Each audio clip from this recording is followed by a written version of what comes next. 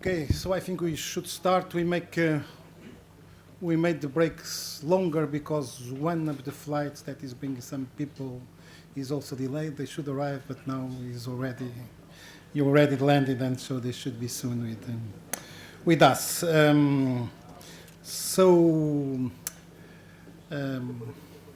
Let's, after this more official opening session, we'll start to go addressing the issues that really we have here.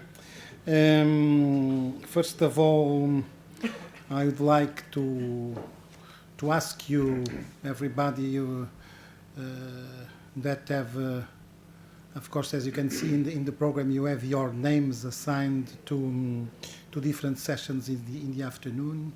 If someone thinks, or after the presentations that we are going to have, thinks that it should be in another session that is not the one that is assigned, please be free to move and to ask us to move. So this is very, very informal. And also if someone is not in the list and want to make a small presentation to signalize his or her activity in the session, so please let us know. So this is the guidelines that we have, but of course this is very informal, and we may make some adjustment during lunchtime, and so that the parallel sessions that we have in the afternoon will be really interesting. These parallel sessions will take place in the central zone, and that will be signed where the places they are, but also in that central zone. So going here to the right, you will find that zone. Okay, I think I didn't announce previously, but I hope that all of you received this abstracts collection that we sent yesterday, and so you have the information about what we are going to have in the afternoon. Of course, to foster the discussions that we have in the afternoon, we will have this session now with 4 keynote presentations on topics very much related with this, what we'll discuss in the afternoon. So we will address entrepreneurship and value generation, that of course is behind everything. We also address Atlantic interactions, space technologies, how to use space technologies, how to develop space technologies, and also, as we are academics, and we do believe that higher education and science and technology is behind everything, Julia will also address that topic. So this is how we are organized, and the 4 keynotes that we have. And so making this introduction, I will now will present the first speaker. It's my real pleasure to present you Mark Saab. Mark Saab he has a technical education, technical background in chemical engineering, I think, and plastics, but really is one of the most, let's say, brilliant or successful alumni from UMass Lowell University. He has been an outstanding entrepreneur. Perhaps you remember, but I think about 15 years ago I visited one of your companies with our former Minister Mariano Gago, and it was really a great pleasure to see this fantastic company making very, very high-tech catheters for surgery, and really it was very, very impressive. And now Mark, after that, became a very reference entrepreneur in the US, and with several business very, very successful. But perhaps his highest achievement in his life was to get in contact and to marry Elysia Saab, a distinguished citizen, American citizen, but that was born in Graciosa Island. And so we also have pleased to acknowledge the presence both of Mark and Elysia. That is quite a pleasure for us to be, that you have taken the time to be with us. So Mark, please, we listen to you on your topic about entrepreneurship and how we should find our niche in entrepreneurship. Thank you very much. Thank you.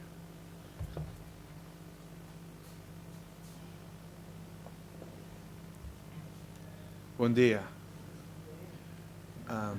It is really true that I wouldn't obviously be here today if I hadn't met my wife, Lisa, who is from Graciosa and the islands and has a very strong connection here. And in fact, I could tell you that also, in addition to that, from a business standpoint, I doubt I would have been as successful if it wasn't for the Azorean people that lived in Lowell that came to work for my wife and I when we started our business almost 30 years ago, or actually 30 years ago this past year. So if all those people had not immigrated to the U.S., I could tell you we wouldn't have had the workforce that we had. And then if I hadn't had my education at the university, I wouldn't have had the background that I needed to be able to develop the products and understanding of the technology. So it truly was a partnership that really relates to everything we're talking about today. So that's not my talk, but yesterday we had a tour of the university here, and we toured some research labs, and going in, I really had no expectation of what we were going to see, and I was really impressed by what we saw here. The real world problem solving that's going on at the university here that directly relates to things going on the island with farming and cows and donkeys and cheese and milk. It was really impressive to see the university doing things that actually can be, we're not talking about something that's 10 or 15 or 20 years down the road or some theoretical thing. We're talking about things that they're working on here that directly relate to what's going on the islands. And I thought that was really fantastic because when you are involved with universities, often you do see things that are really interesting, but you go, what in the world are we going to do with that? I mean, how are we going to ever make money with that or make a product or help people? But what I saw here was just the opposite, and it was really, really nice to see. Thank you for having my wife and I. And again, we have the strong ties. My wife and I have the strong ties to the Azores. We come here probably at least once a year. Now, since we sold our business 10 years ago, we used to come every 3 or 4 or 5 years.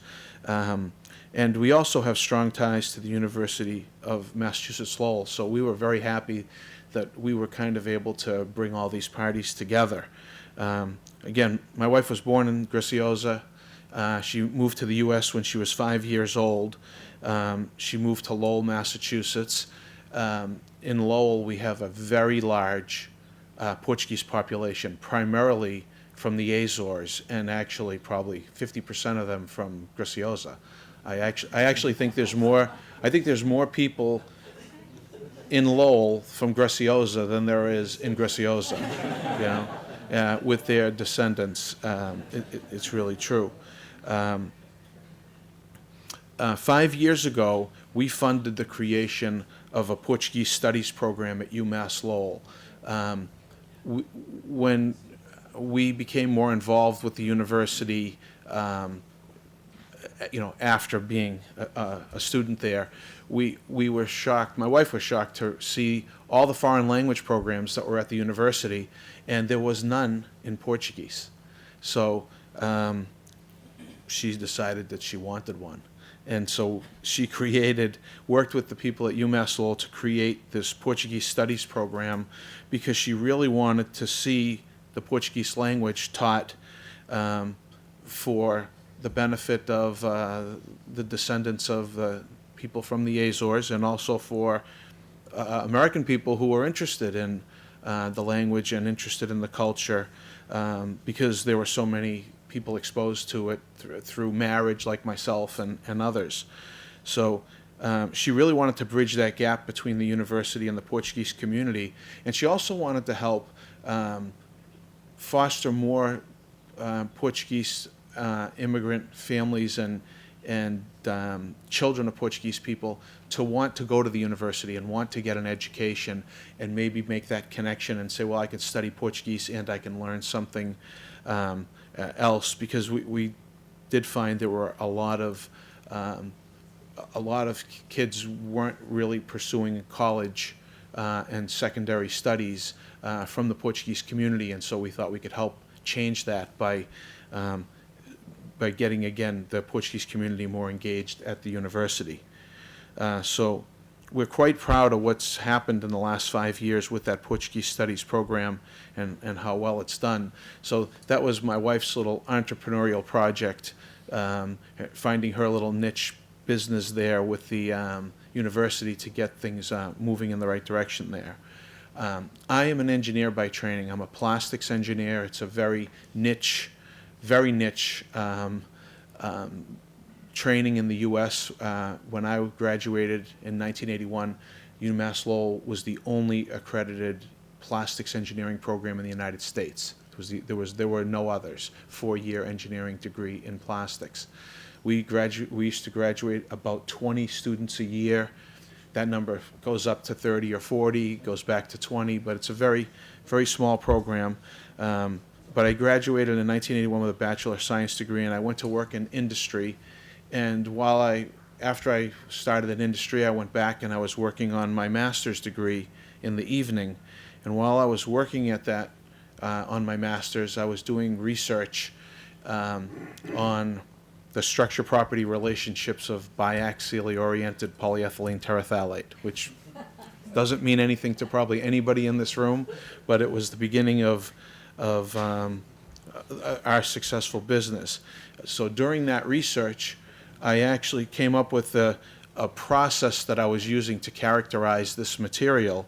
And when I saw that process, I was making these small tubes, and I realized that these tubes I could make these tubes 10 times stronger and 10 times thinner than any commercial plastic tube that I could find in the market. And since I was working in that industry, making medical devices at the time, I thought, wow, this is something that could be, very interesting, and maybe there's a business opportunity here.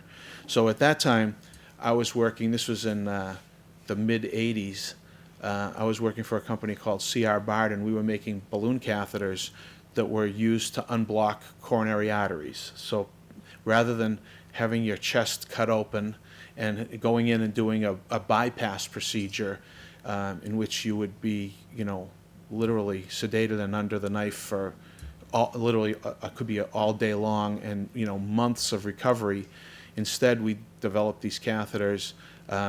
This wasn't my business, but this is what I was doing at Bard. We developed these minimally invasive surgical devices that would go in through a tiny puncture hole in your arm or your leg, and then you could thread these catheters into the coronary arteries and inflate a balloon and unblock the blockage instead of doing these open surgical procedures. So this was really the beginning of what was called minimally invasive medicine or minimally invasive medical devices. So I happened to be working in that area, and I could see that this tubing these little samples of tubes that I was making in my research, I could see applications for them in these medical devices. So I thought, well, let me think about whether or not I could turn this into a business. And it took me 2 years to convince my wife, once I thought I could do this, it took me 2 years to convince her to let me do it. Fortunately, she eventually agreed, and we literally took our life savings to start this business to attempt to produce this tubing. And since it was a product that didn't exist, not only did we have to I had to develop the processes, I had to develop the equipment, even the technology to measure these tubes, but then we also had to create a market for the tubing. So that's where the hard work was. I actually thought the hard work was going to be figuring out how to make it, but the hard work was actually, once we made it, was figuring out, okay, how are we going to get people to buy it, and what are they going to do with it? Because we had a product that had these great properties, but if no one knew about it or no one had a need for it, so what? So I fortunately knew enough about the medical device industry where I was working that I thought I knew enough to know that there would be a market for it if I could make it. And so we focused our efforts only on the medical device industry because I knew that that was a low volume, high cost industry, and as a startup company with very little money, what I knew is I could make small quantities of these things, and if I could sell them for a lot, we could make a living. But if I had to make large quantities at low cost, we probably would never make it. So our niche was really focusing on this technology that probably had many other applications, but because of the position we were in and the state of the technology, we stayed just focused on this niche medical market. And it fortunately turned out to be very, very good for us, and it put us in the medical device industry as a critical component supplier, and it put us in contact with all the major medical device companies, not only in the U.S. but around the world, and then they would come to us for things that were not what we were making. They would say, well, you know how to do this, could you make this for us? Could you make that for us?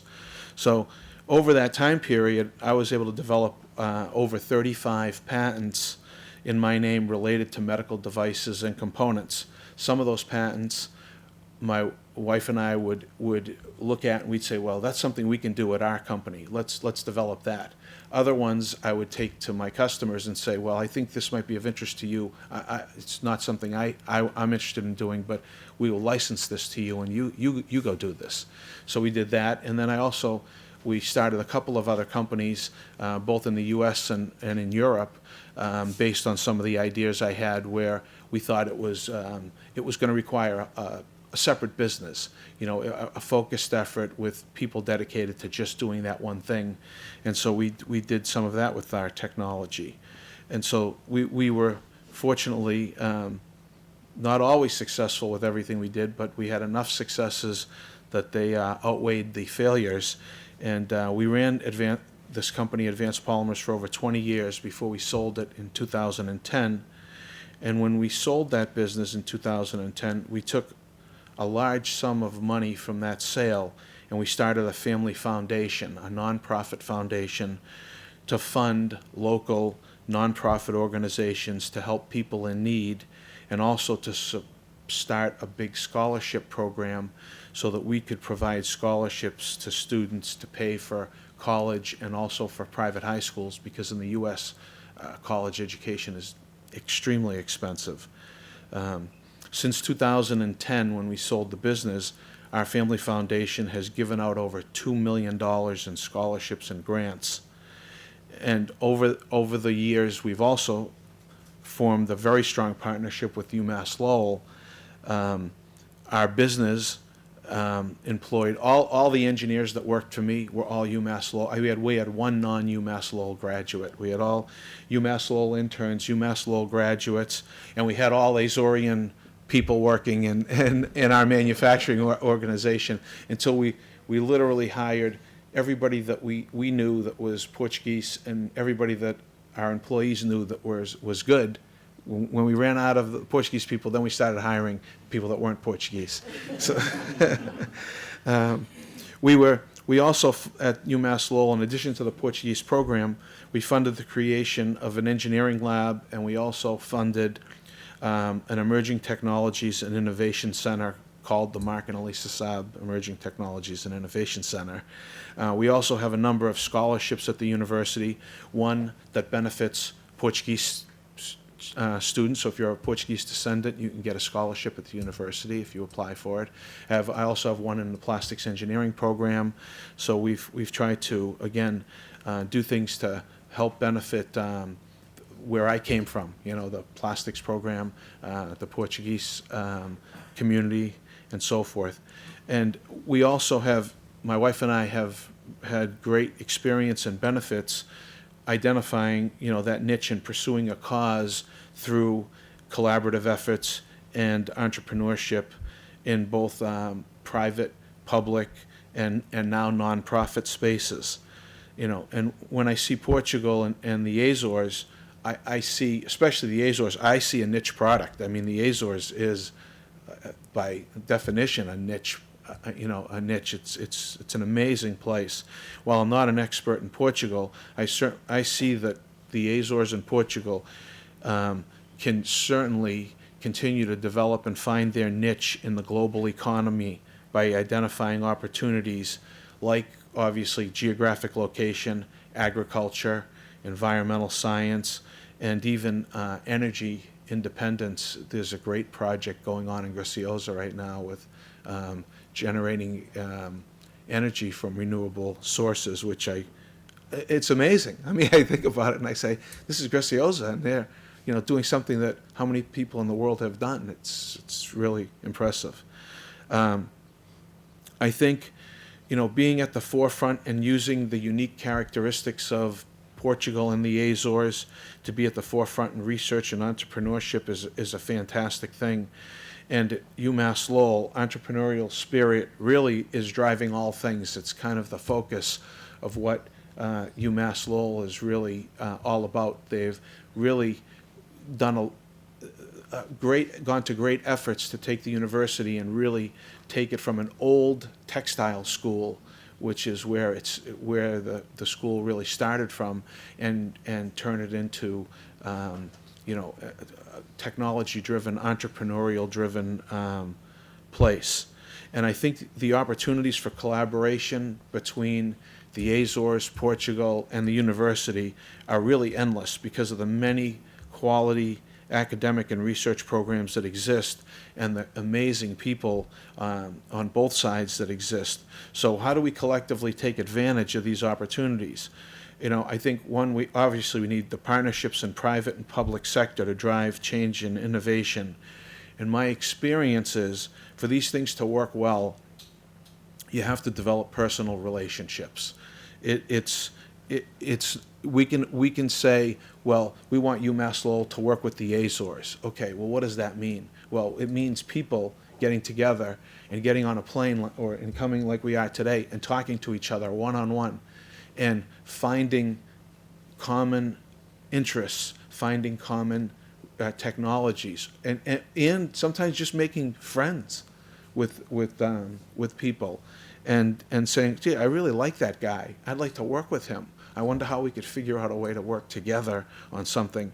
And so I think on a very small scale, a one-on-one personal scale, we can make a big difference and really take, a country, a region, a university, and these experts in different fields that have come together and create a win-win relationship, because that's what it has to be. If people have to want to work together. It has to be a win-win. It can't just be one-sided. It can't just be, well, I need you to help me. Well, okay, well, how are you going to help me back? Or what are we going to do in partnership together? And so that's where real success will come, is when we figure out ways to work, we want to work together. Because if we want to work together, I think as someone said this morning, we'll figure out a way to get the money, and we'll figure out a way to make it happen through the political process or whatever it takes. But if there's nobody driving it, if the people in this room, if individuals don't drive it and individuals don't want it and don't want to make it happen, it won't. Because if you're going to wait for, the government to do it, it will take too long, So hopefully we can have this great meeting today and start. It's all about starting, planting seeds and getting relationships started. It won't happen overnight, but I think there are some things, especially after seeing what I saw yesterday, that can happen very, very quickly between the groups. And I'm just happy that we were able to help. My wife and I were able to help make this connection between the university and the Azores. So, and my wife is the one that should be up here speaking, but she'd rather do things than talk about doing things. So I'm up here talking about it, but she's the one that will help get it done. So thank you.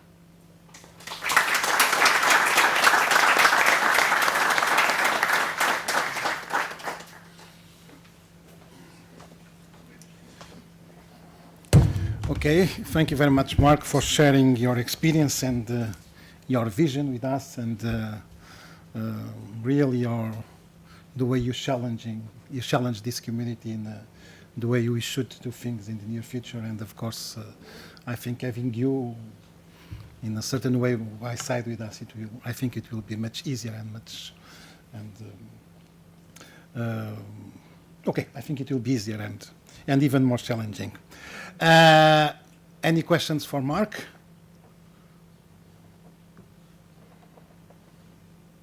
Please. So. I was just commenting that I'm sorry that I made some unpleasant mention about plastics. No, that's true. I was very impressed that you could get plastics to do. Plastics is the best material in the world. Of course, you should not use plastics, a material that was developed to stay and to not degrade. You should not use that and put this away in the ocean. Of course, this is the point, because besides Mark, there are here other guy that is on the plastics mafia, and so and this is Antonio Cunha. Yeah. What you said is true, and it's a big of course. What, Yeah. I'm trying to do at the university in the plastics program is to make changes and really drive the program and curriculum to more, rather than these commodity products, packaging and things where plastics are great, but they also have, what makes them great is also what makes them a problem long term. So that's why I was fortunate enough to focus on the medical device field, where we use plastic components to do things that you couldn't do with anything else. It would be impossible. So it's sure. With the good, there's the bad, right? Yes. But I have found a number of people that really think that plastics can be also made to reuse. We have a researcher in the University of Aveiro is developing 3D machines, printers, and they use plastics that are biodegradable, so that are different sources rather than oil.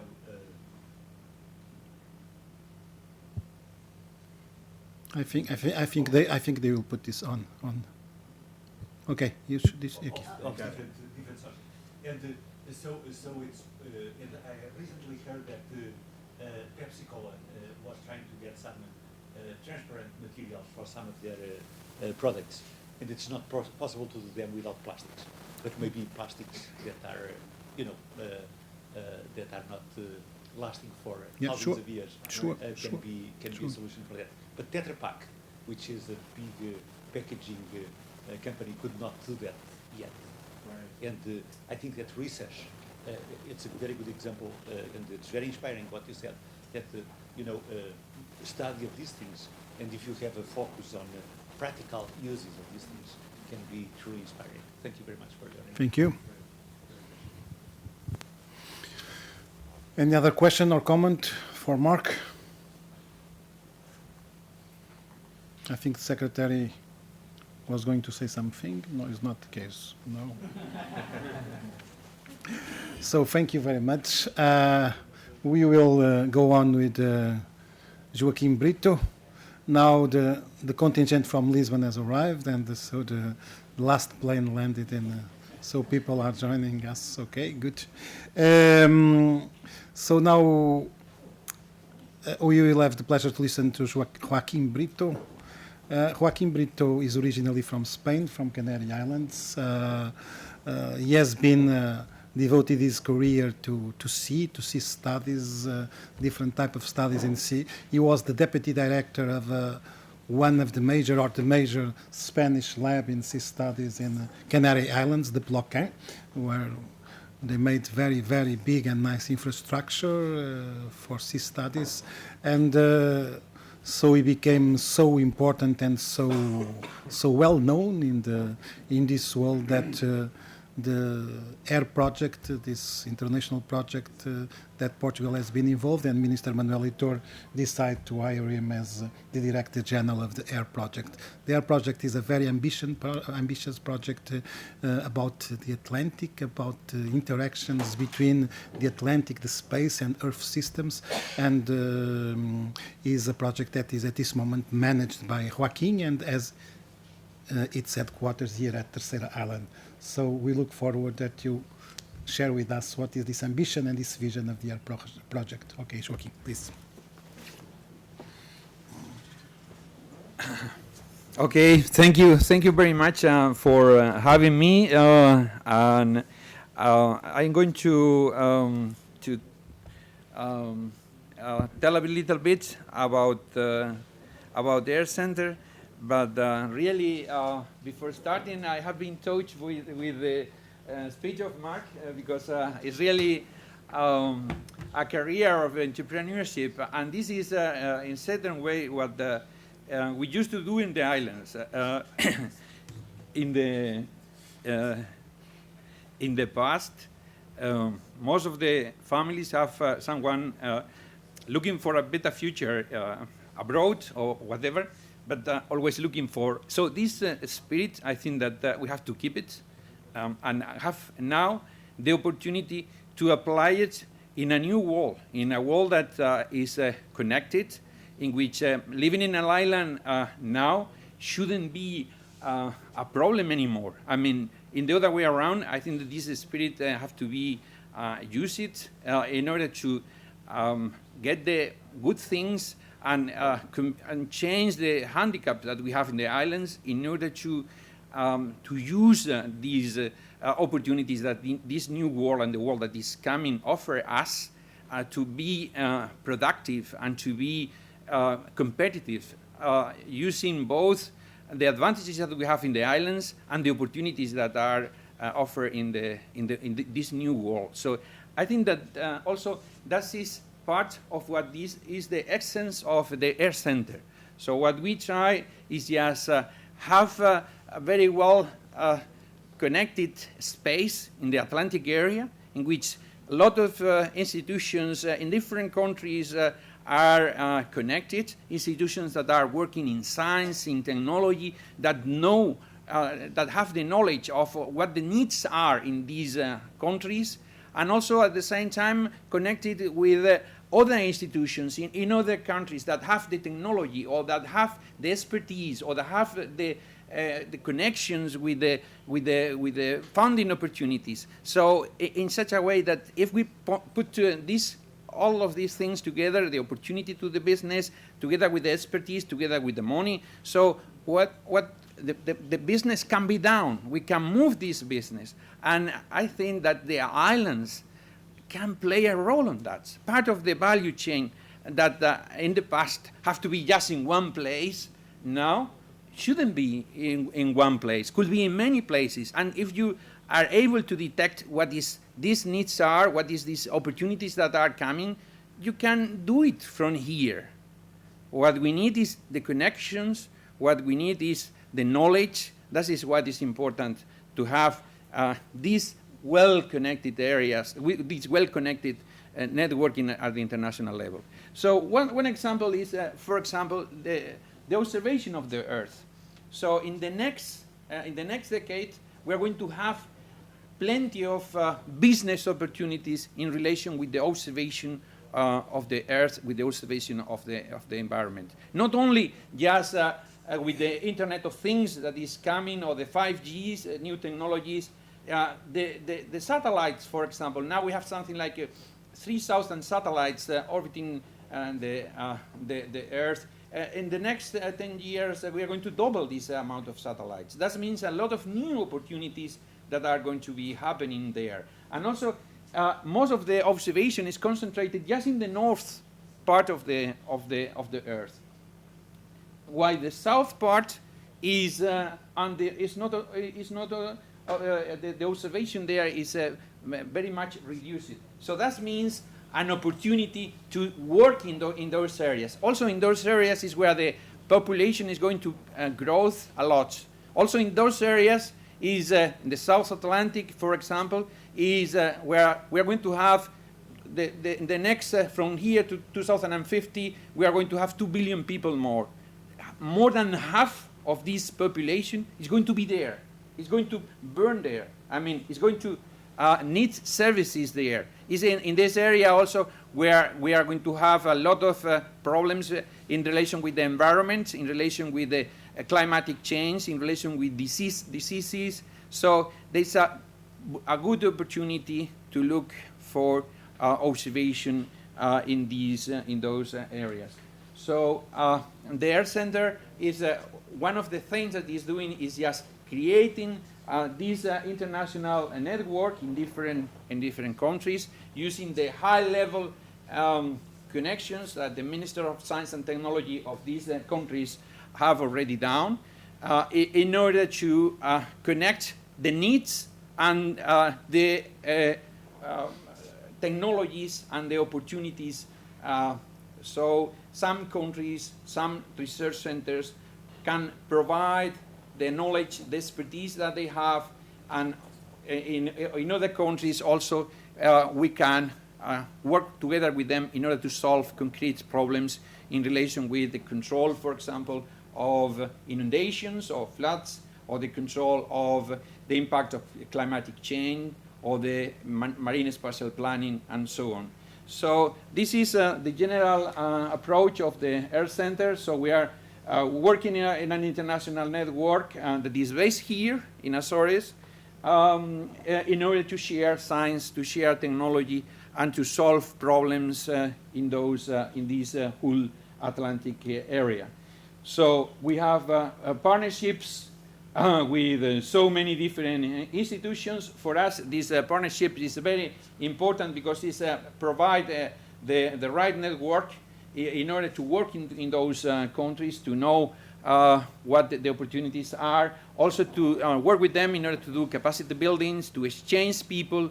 The exchange of people is fundamental, because with this exchange of people, you can, as Mark has said before, you can create friendships. We can create joint projects that at the end are going more than the project itself, is creating a permanent bridge between these places in order to do more activity, to do more work.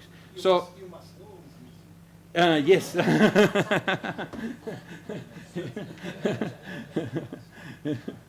It should be there.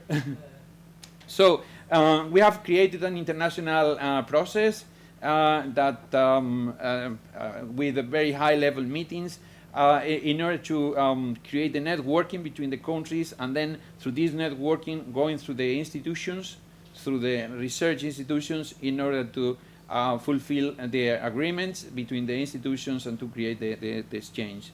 So I'm not going to go in much more detail. The process has been taking a few years, and in 2018 in Florianopolis it was decided the creation of the Earth Center.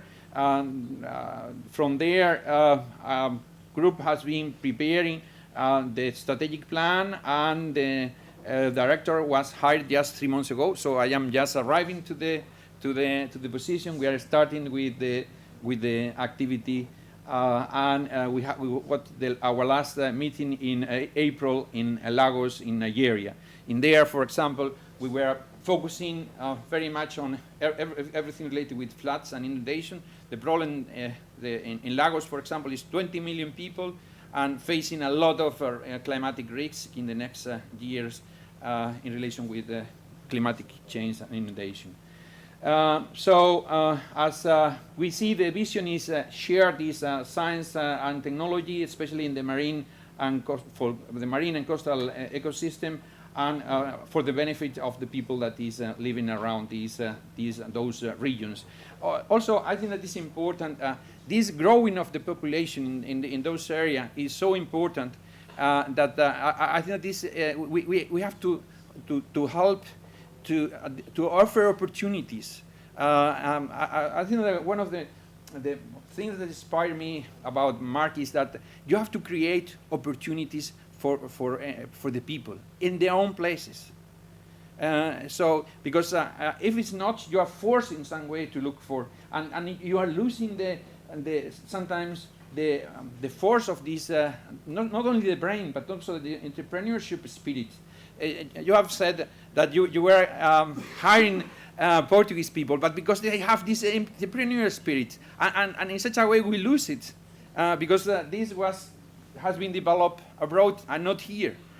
So sometimes I think that we have to try to look to offer the people an opportunity and to develop their potential in their own place. Of course, with the international connections, working globally with a vision, but offering an opportunity to do the things in your place. And I think that is what we can have now. We have the opportunity to work from here, but at the same time to be connected and to provide services at the global scale. I think that this is the challenge that we have in the next years, to try to do that in an effective way and to learn how to do that.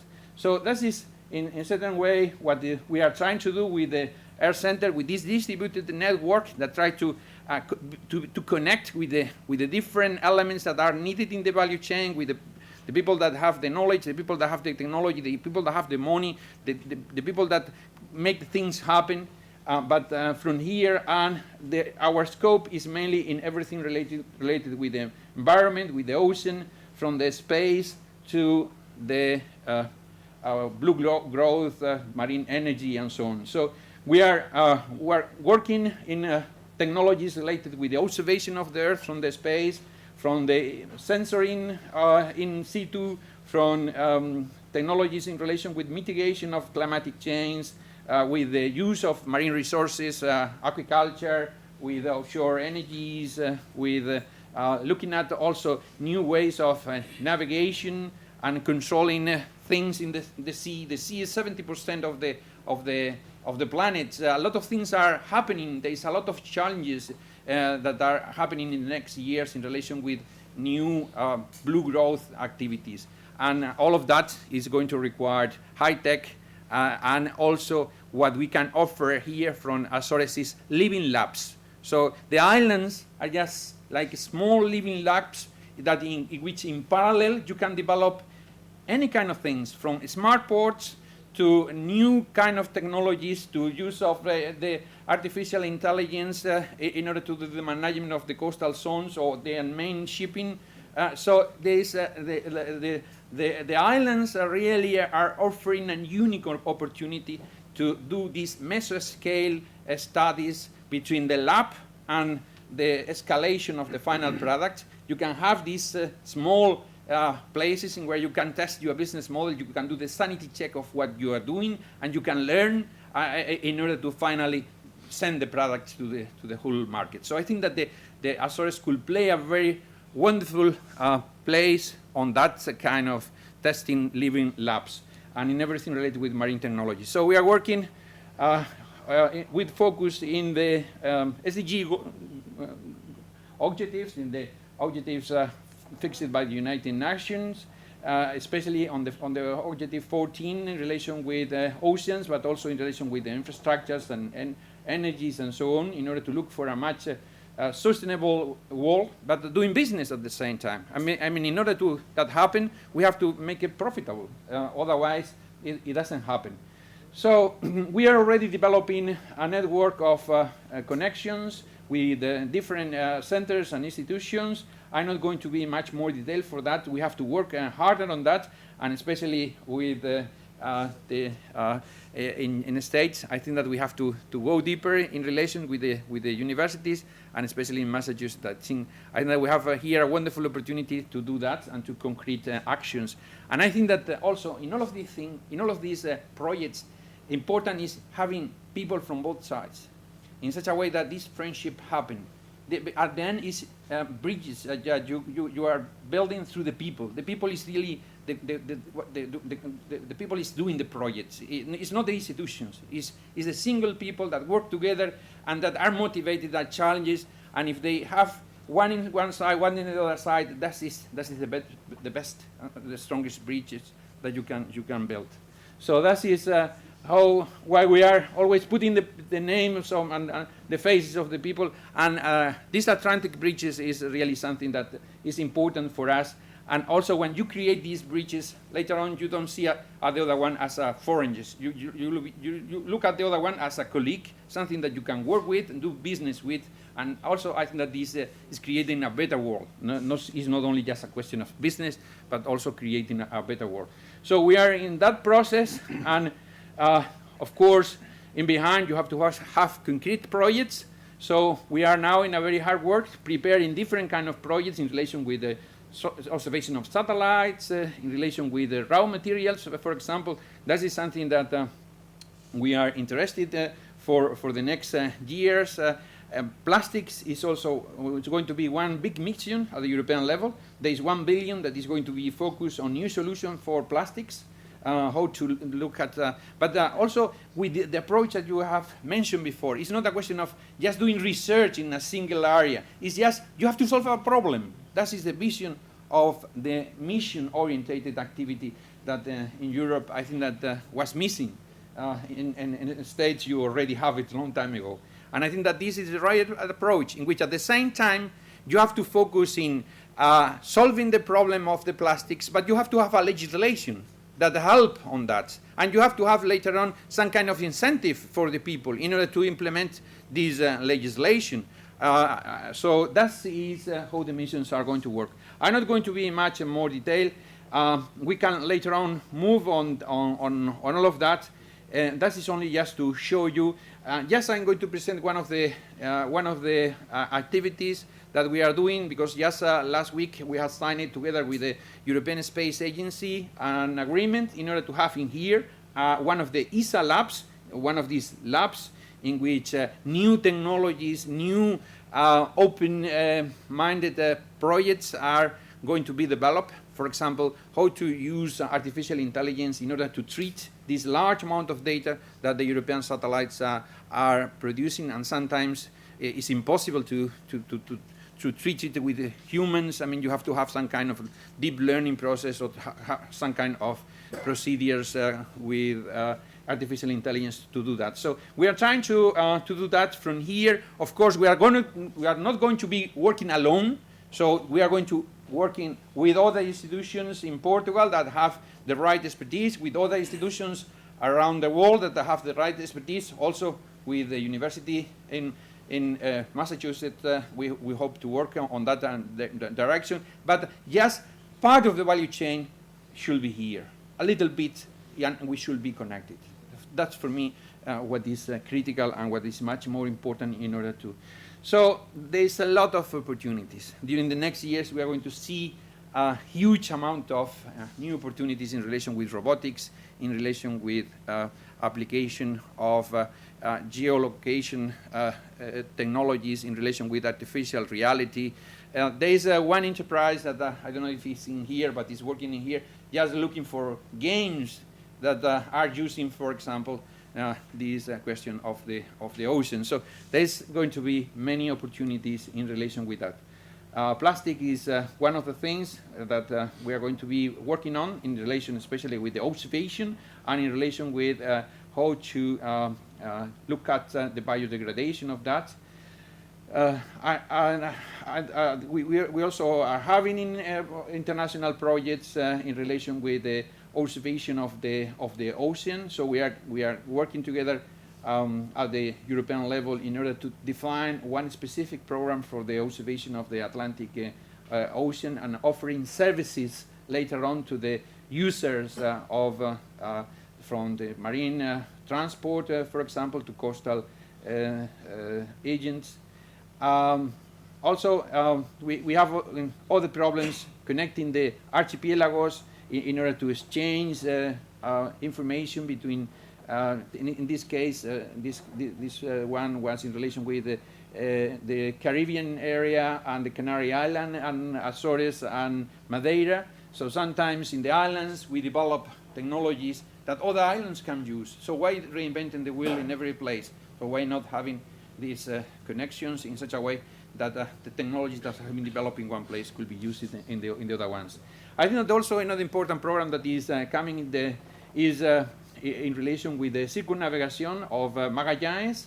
I think that the commemoration of this program is also going to offer opportunities to do research, and we are going to be involved also in some of that. It's Magallanes. Magallanes. No, because okay.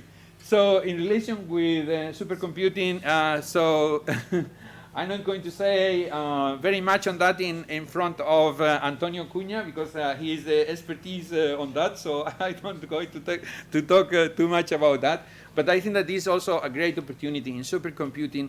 The capacities that are already in Texas, for example, on the University of Minho, or in the Barcelona, or in South Africa, or in Brazil, just to put it together and offer these capacities to other users, to other places that can use it in order to provide services to their own places. But sometimes, if you are in Cape Verde or if you are in Canaries or whatever, sometimes you know the needs that you have, but you don't know how to convert these needs in something that use these capacities that are that data have and the supercomputers have. So you have someone in the middle that have you to connect the technologies and the infrastructures that are there with the needs that you have. So that's again create opportunity to develop services that the people is ready to pay for.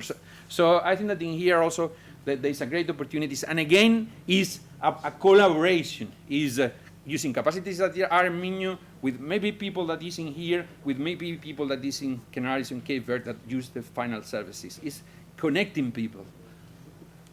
So in that also we're going to have several programs in relation with biodiversity. I'm not going to be much more detailed because I understand it a little bit more than I was hoping. But again, in the conservation of the biodiversity, there are business opportunities. Business opportunities related with using this biodiversity as a natural heritage, but also using for touristic purposes, or using it for new compounds, exploring new compounds. And in here in Azores, there's a big program, especially in the island of Horta, that they already have been doing a lot of work. It's an impressive center there, studying the biodiversity and environmental services in deep ocean. Again, they can offer a lot of learning of use these spaces as a testing labs. In the near future, very soon we are going to look for rare materials in the ocean, and we are going to need the experience of how to deal with all of that.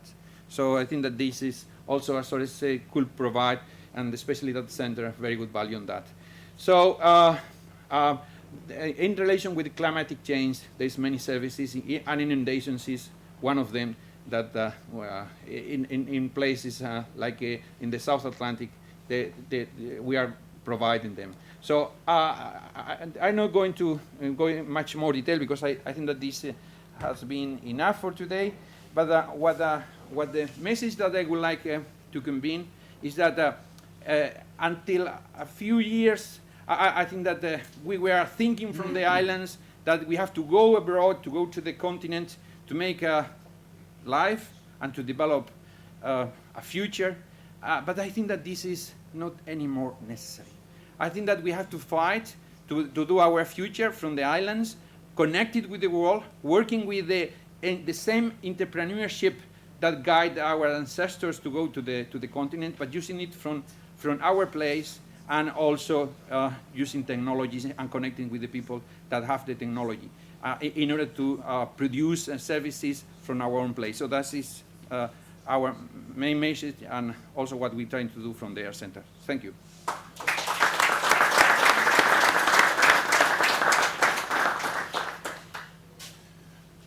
Thank you very much, Joaquin. I think it's absolutely amazing all this ambition and all this global vision about what we can do in the oceans. And I don't know if anyone wants to ask Joaquin about anything.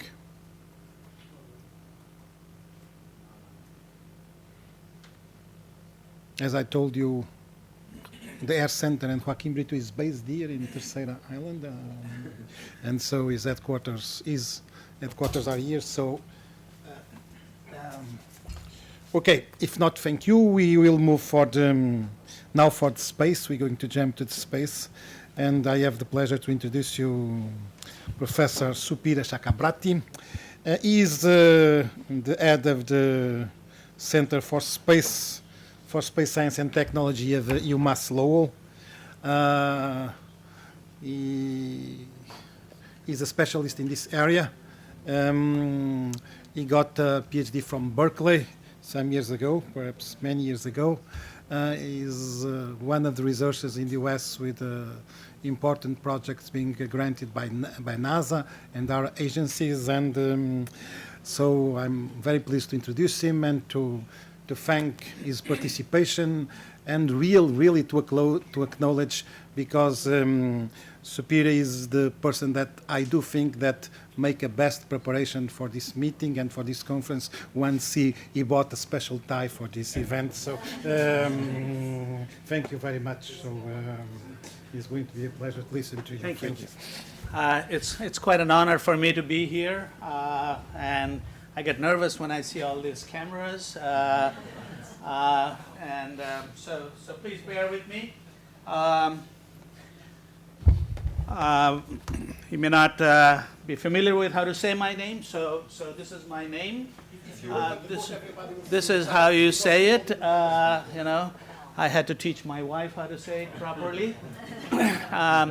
I'm delighted to be at the University of Massachusetts at Lowell. I was at a different institution. I've been there relatively new, about 7 years. And we have been fortunate to have the great support from our Vice Chancellor for Research and others, our Dean.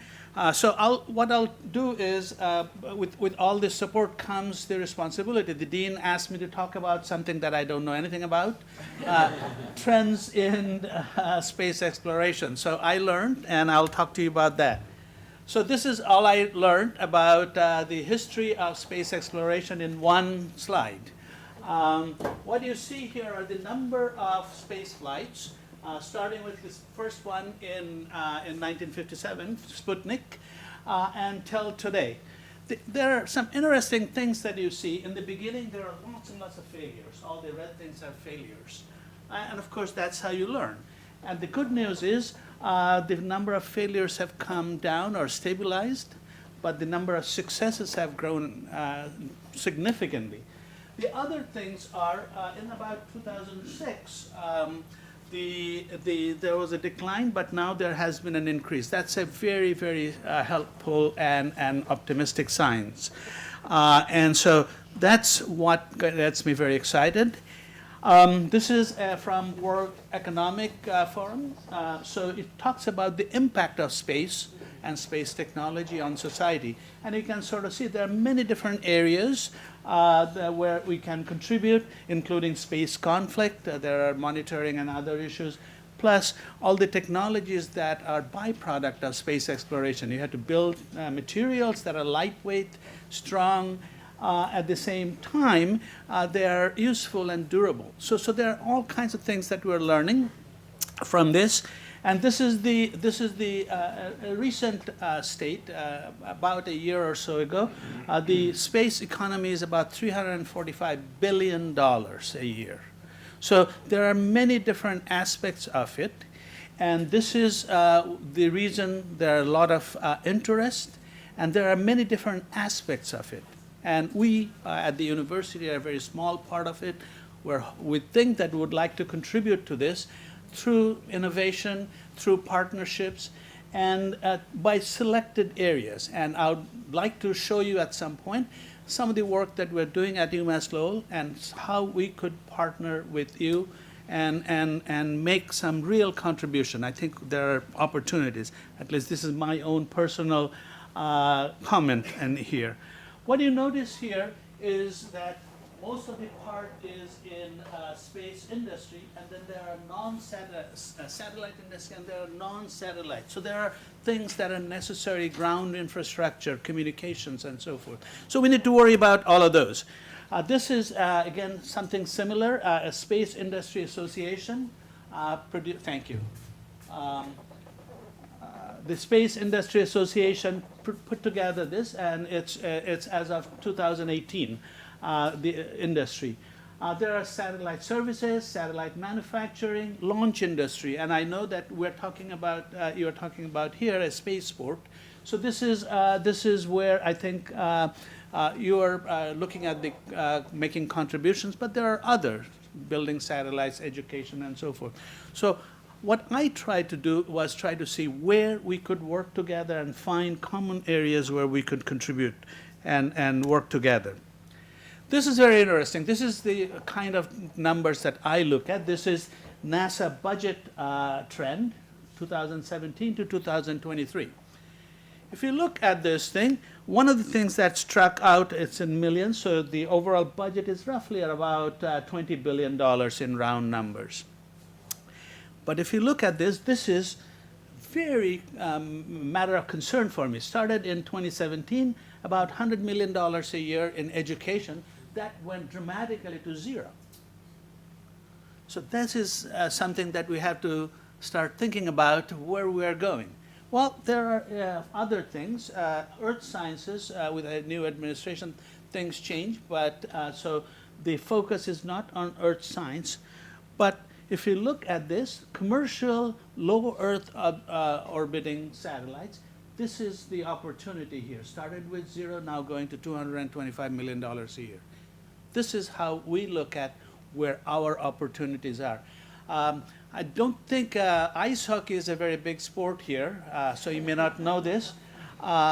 There's a very famous player named Wayne Gretzky. He said, the reason he's called the Great One, the reason he was great, he said, he needed to know, he figured out where the puck will be rather than where it is. It's also important for us. The Boston Bruins are in the National Hockey League finals. So this is what I've been thinking about lately.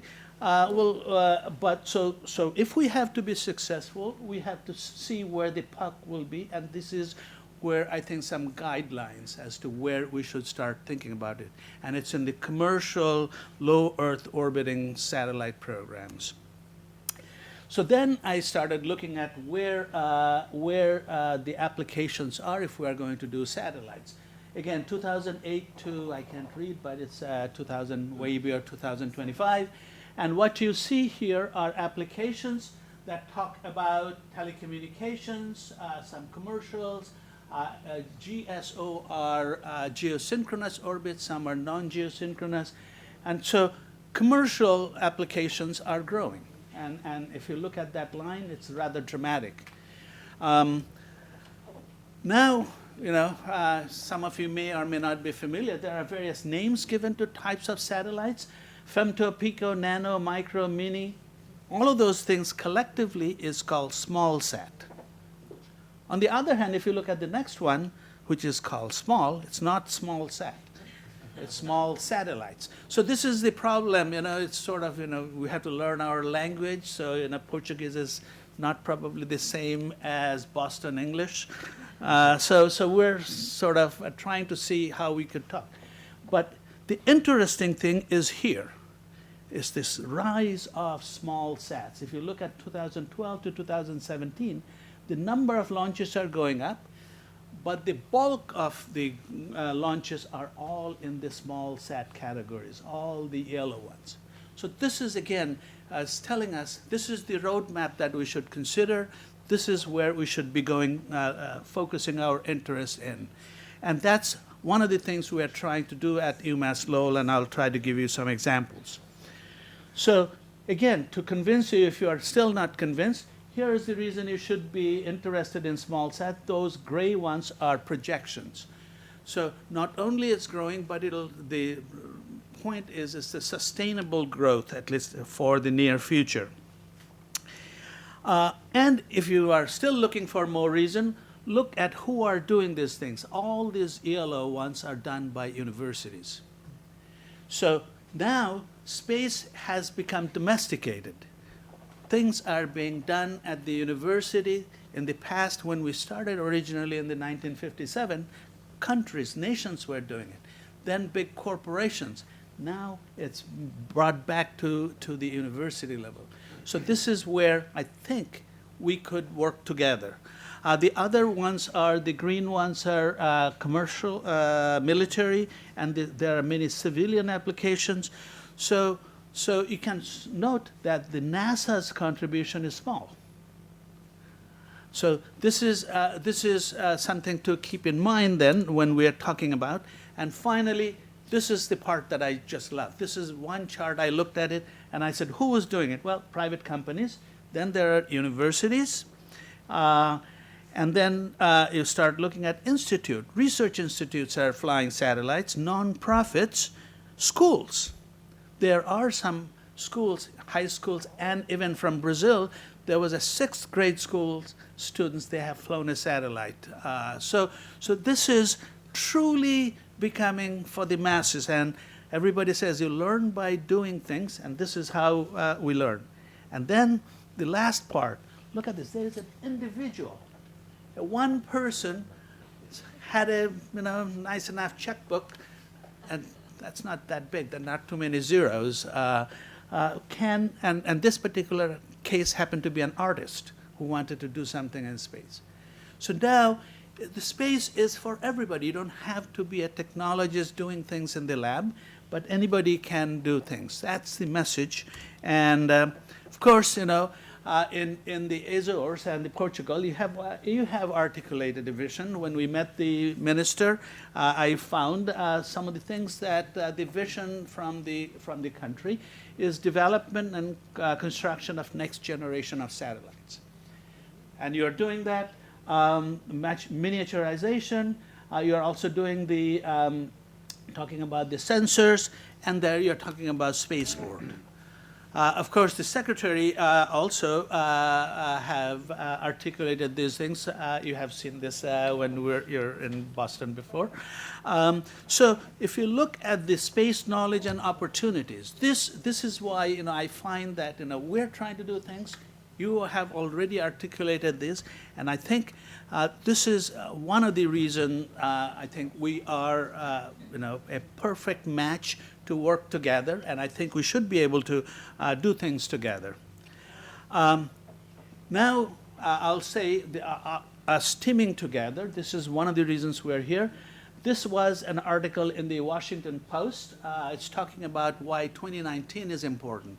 There is, Israel sent a spacecraft to the moon. They landed almost perfectly. And then the SpaceX just launched 60 satellites that are now being a problem for astronomers. So we're now trying to figure out how to deal with all the light pollution that people try to avoid. And so we're filling up space, but we have to now start thinking about how to do this.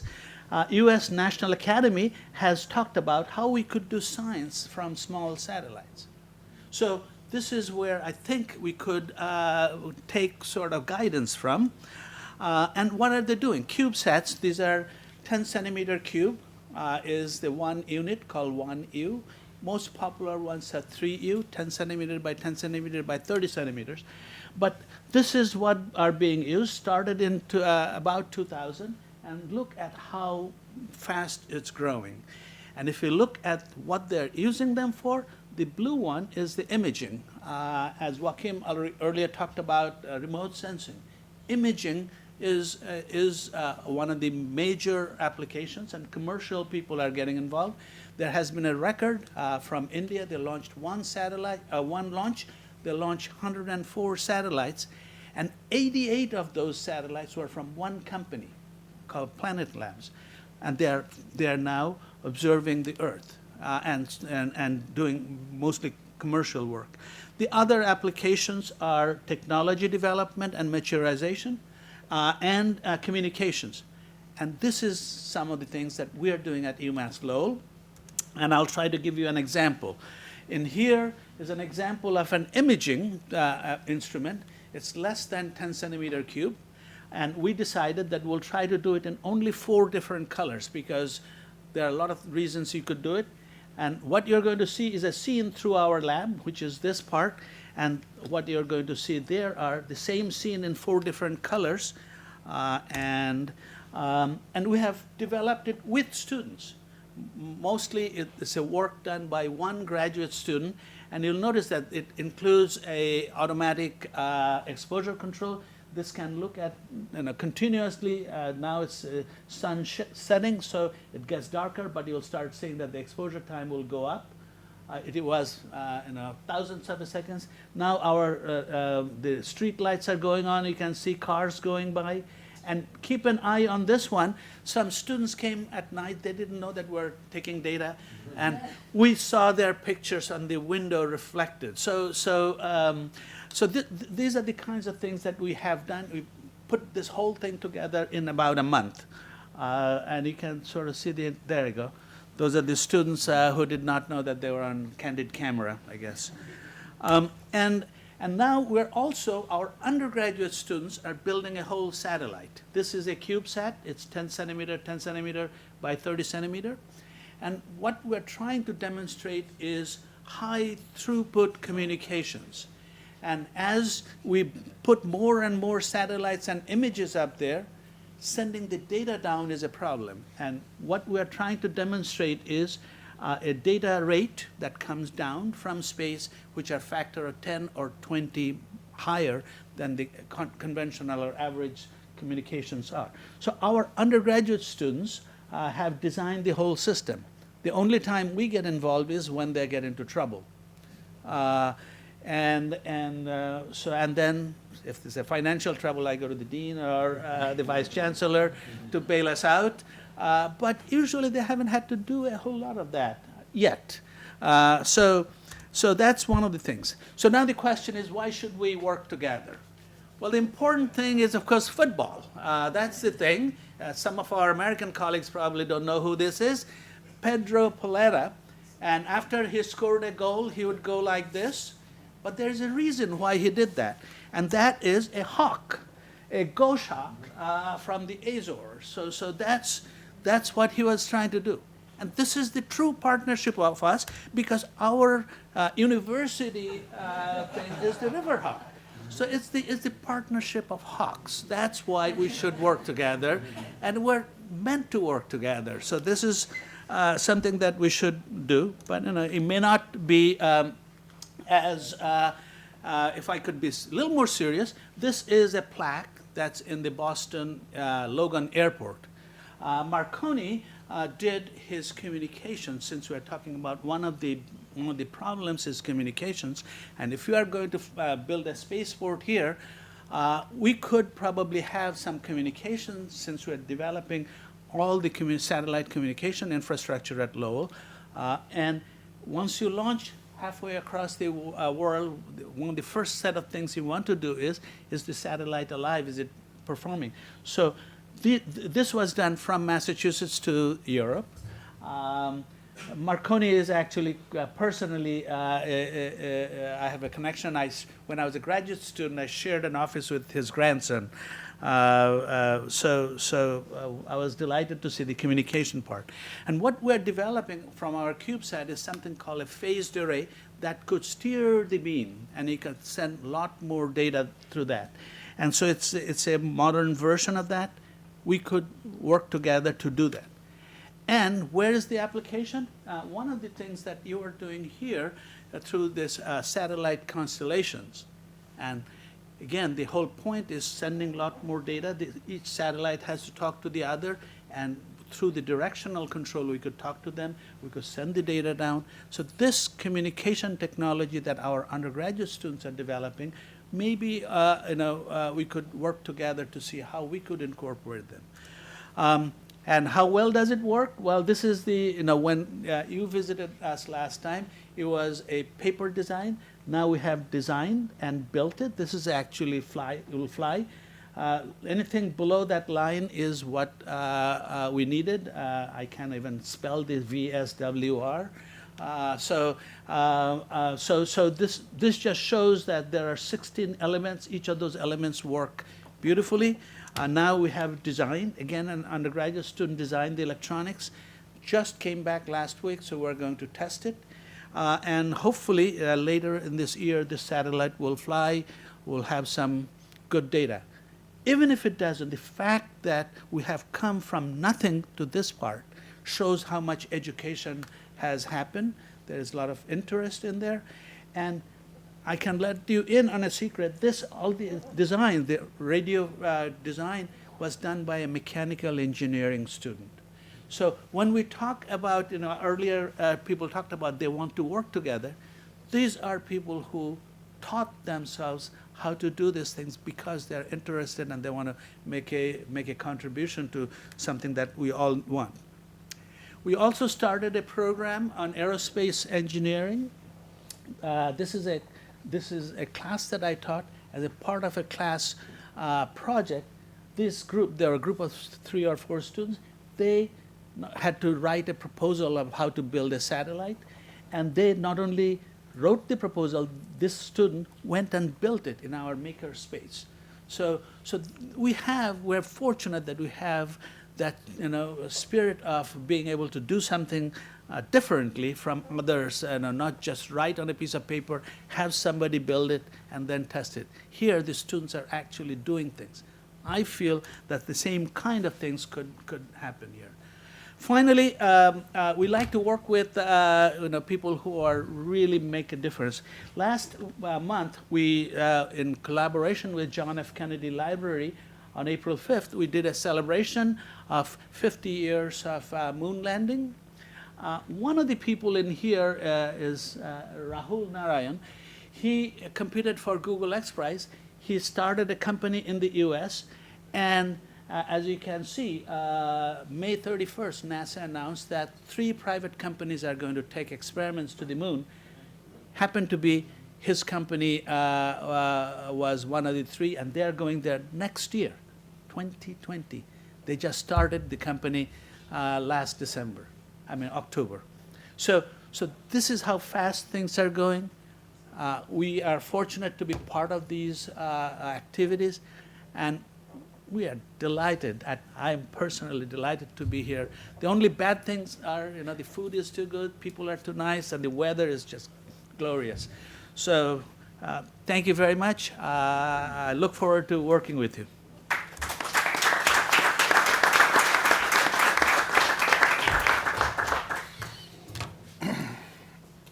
Thank you very much.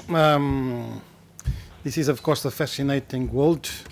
Not only the fact of the technology that is associated, but this, let's say, democratization that we are experiencing now. Space is not anymore a place only for NASA and national agencies. Is a place for companies, for universities, for everybody, and for scientists that have here a tremendous possibility to observe and to monitoring processes.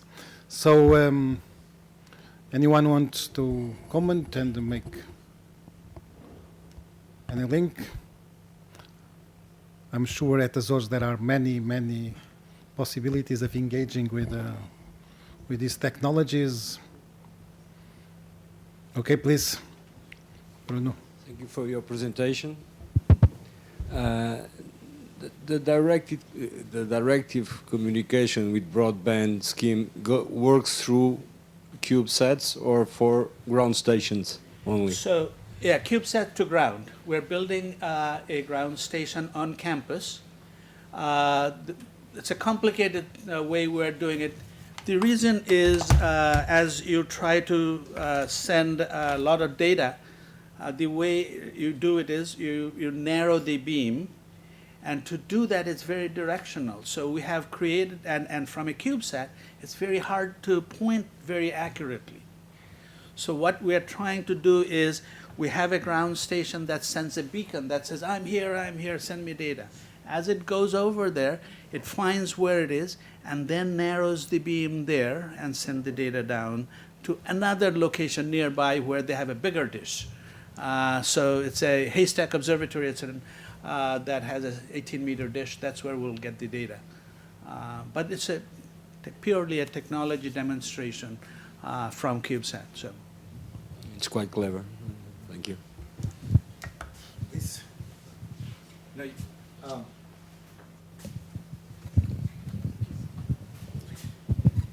Just a small comment here, and it's I think that what you are doing from the universities and what you have shown in relation with the participation of the universities in small satellites, I think that is also the way in which university has proceeded in the future. I think in the past, the university was much more in a transmission of the knowledge and trying to create the knowledge and so on. But now I think that the universities also have to be much more involved in looking for flagship initiatives, in involving students in practical activities that open their horizons in such a way that the knowledge and the process of learning of knowledge is everywhere in the clouds already.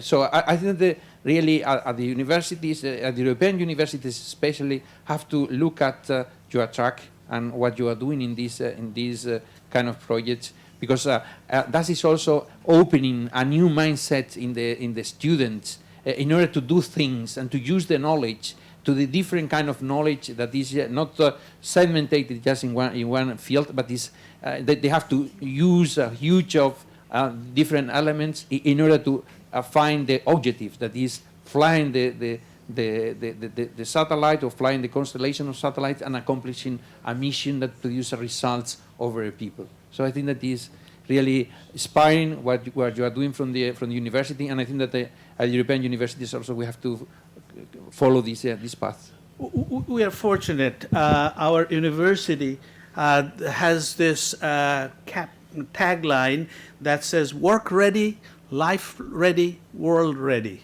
So, and it is part of the university. If you talk to students, if you see them, what you find that just like Namark was talking about at the university, we saw things that are applicable today, and we're trying to do that as well as develop. We have a culture of students wanting to do things with their hands, and that's we're fortunate.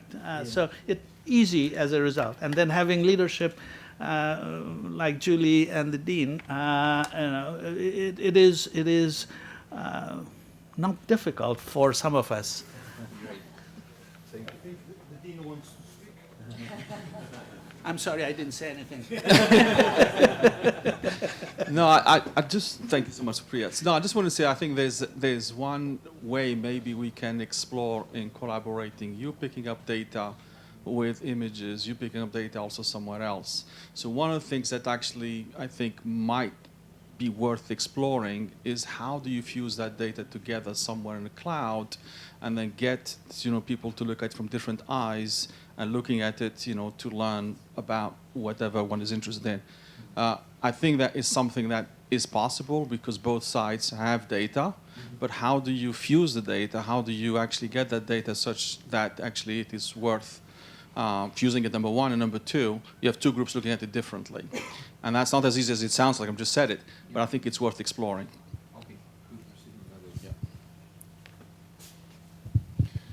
Perhaps I will try a last question. From a very macro point observation, you see really two developments in this area of telecom sats. You see the big companies or the big players making even bigger satellites, and so of course of a very high altitude, but very big for making massive telecom operations. And you see also these newcomers, mainly companies making small satellites, perhaps for some niche markets, but also trying to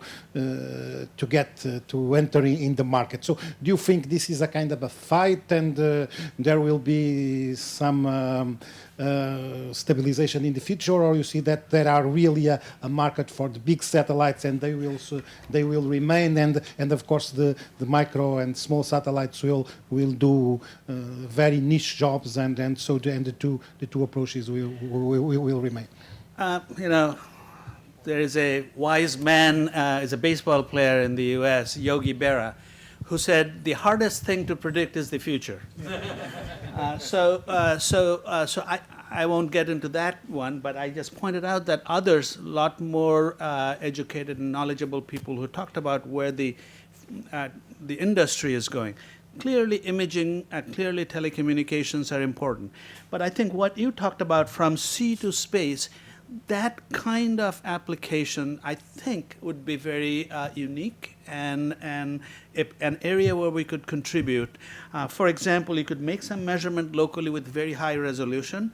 You could put things on a drone, which could give you a region, again, a medium resolution, and your space gives you the context. And combining those would be extremely powerful. And then you add other things, not just a color camera image, but you pick the right color. You could put in LiDAR to give you topography or other things. You could do hyperspectral imaging. All of those things we do have some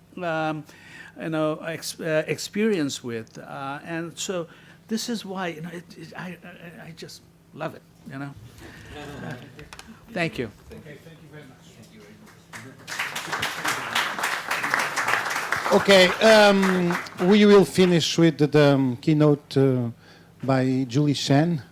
Julie is the Vice Chancellor of the UMass Lowell University. She has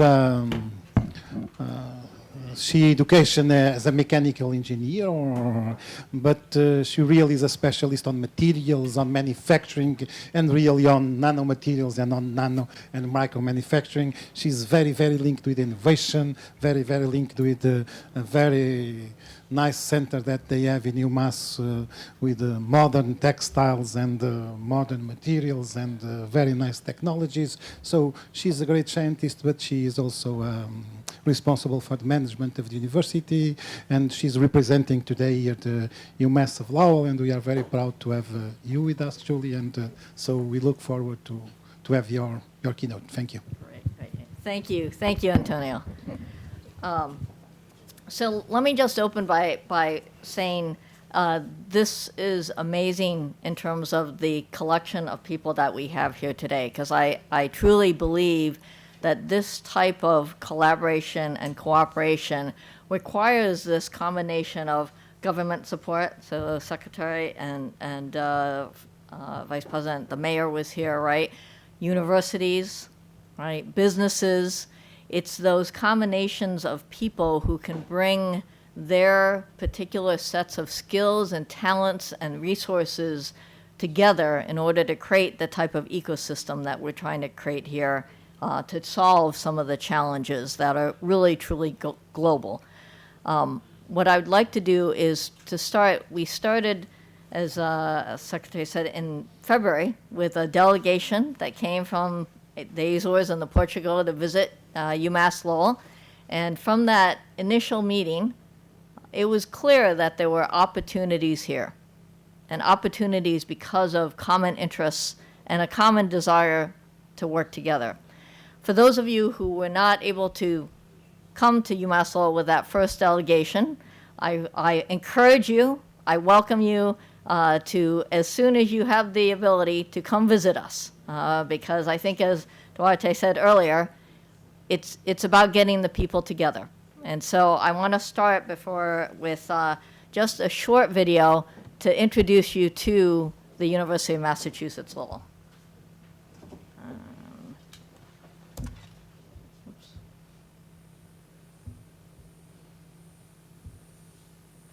Is there a sound?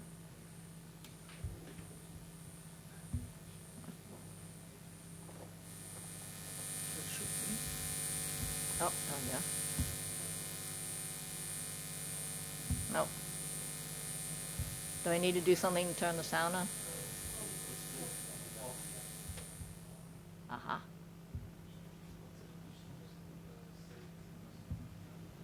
There we go. Thank you. Hardworking students into leaders and innovators.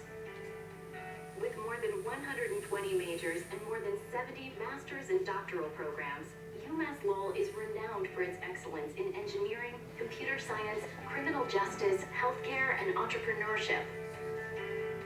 Integrated throughout the historic mill city of Lowell, Massachusetts, UMass Lowell's 18,300 students study in world-class facilities on a vibrant, modern campus.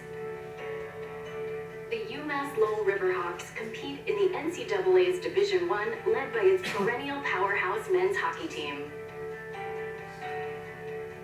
UMass Lowell's focus on co-ops, internships, and experiential learning help explain why its alumni enjoy among the highest starting and mid-career salaries for public university graduates in the nation.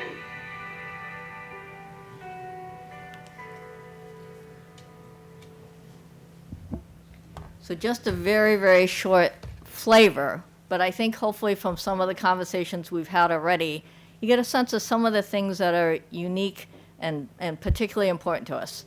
So the entrepreneurship piece, Mark mentioned earlier, the interest in hands-on and working together, the ability to sort of translate things that we do in the research labs to commercial and other applications. These are all themes that are important to us as a university, and we know from what we've had conversations already that they are important to you as a region, as a country. There's a few things when we talk about, right, how do we decide what direction to go in, who to partner with, how do we move forward? And I think from some of the conversations, some of the talks earlier, we get a sense of that, right? Finding the right niche. Finding the right niche. Well, one of the pieces to that is all of you have many, many choices as to who you want to partner with, right? So why partner with this country or that country, this research group or that research group? Well, we also look for, is there something distinctive about this partnership? And I would submit as a first immediate and large distinctiveness is the connection that we as a region have to the Azores and to Portugal. I know from having been in Massachusetts for a long time that there is a strong population of people from Portugal who have their roots in Portugal, but it wasn't until I looked up the numbers the other day that I was amazed at the volume of that. Over 300,000 people in the state of Massachusetts alone, and if you include our neighboring state of Rhode Island, it's the largest population of Portuguese and Portuguese Americans in the U.S., just in this region that is literally an hour drive from Boston. And within that hour drive is Lowell. And it's a city, as you heard, that has a great population from Gracioso, I probably mispronounced that, island, right? And why is that important? Because as we heard, it's important for people to want to make things happen. And this population that has a connection to this island, to these islands, and to the country is a group that makes it so important for us to say, this is an international partnership that makes sense to us as a university. So there is that first piece. Why this partnership? The second piece that is important is, what can we do together? Right? So we want to work together. Are there common interests? And already you see this wonderful potential for collaboration from space to air to sea, because these are areas that some of our faculty who are here with us today, this is their interest also. And there are opportunities, because there are interests in both sides, to address these questions of sustainability and climate change and imaging and observation of the earth and observation of the seas and understanding how materials can be created in a better way so that they don't become problems for our air and our oceans and our space. So that's the second piece of it. This common interest in working on projects because we have similar expertise and we have complementary expertise. Because it needs to be both. If we did only the same things, then we don't benefit also by working together. But because we have complementary expertise in some of these areas, it creates that opportunity for a much greater whole by coming together. The third thing I would say is, and I think it is well represented by, in fact, the Sobs, who have been such great friends to the University of Massachusetts Lowell. I think when Mark first made his comments, the things that they have invested in, the Sob Center for Portuguese Studies, language, culture, the Sob, Mark and Alicia Sob, Emerging Technologies and Innovation Center, understanding how emerging technologies can help us solve these problems. The scholarships. I use this as an example because they are great friends to the university, but I use it as an example because it is representative of what's needed for a great partnership. The technology, we've seen already, opportunities on the technology, but it's understanding how we connect that to the people and the impact on the people that makes this have the potential for a truly great partnership.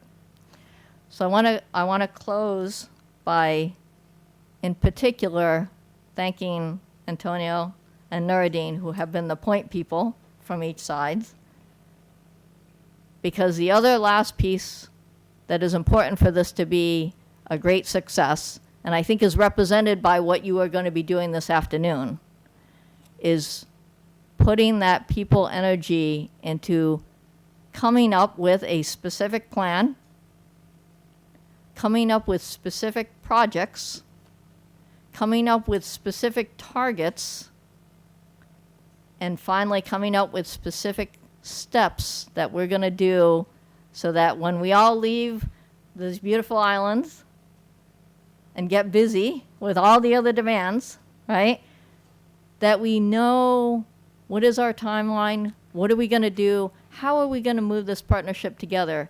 Because I can tell you from the University of Massachusetts Lowell, we are fully behind this cooperation and we want to make this happen. We can't do it by ourselves. It needs to be individual people in this room who help to define what are those next steps, how do we move this forward. And so I hope that your conversations and discussions this afternoon help get us there, because we believe in this partnership and we believe in making this a success. So thank you, and I look forward to hearing all the great conversations that will happen today and beyond. Thank you.